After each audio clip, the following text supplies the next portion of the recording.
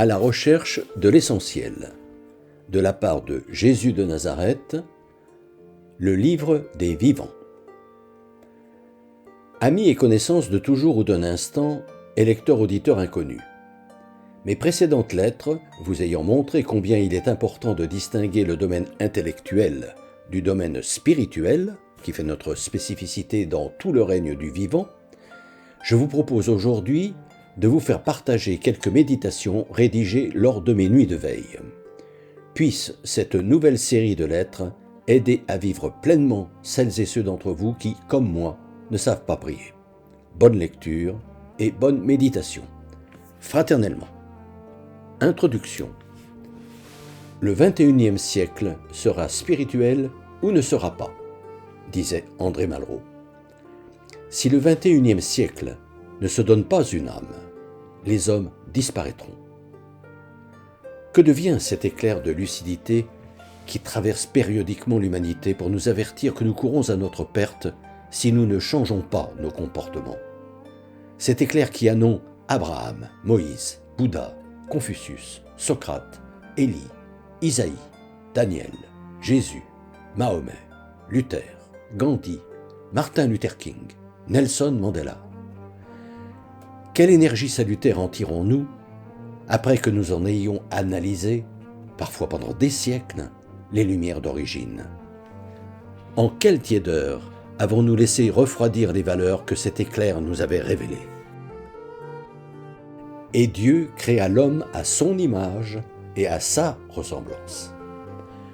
En achevant ainsi le premier récit de la création, l'auteur de la Genèse affirme que l'homme, le futur homme, point culminant de l'univers, n'est pas seulement une créature faite de matière composée d'un corps animé par une intelligence, sa subtile émanation, ce qu'en langage moderne on pourrait comparer au hard et au soft de l'ordinateur, mais est un être particulier, habité par Dieu.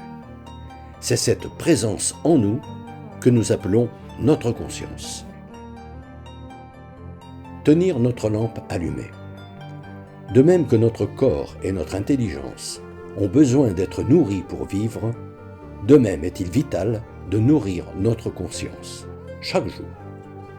C'est ce besoin-là qu'en son temps, Jésus définissait par « Ma nourriture est de faire la volonté de celui, Dieu, qui m'a envoyé ». C'est de cette nourriture-là, avant tout, dont il est question quand nous disons « Notre Père, donne-nous aujourd'hui notre pain de ce jour ». Saint François d'Assise, qui avait compris le vrai sens de ce verset du Notre Père, ouvrait chaque jour, chaque matin, ses évangiles. Au hasard, sans regarder, il portait son doigt sur une page, lisait la parole indiquée et s'en nourrissait en la méditant toute la journée.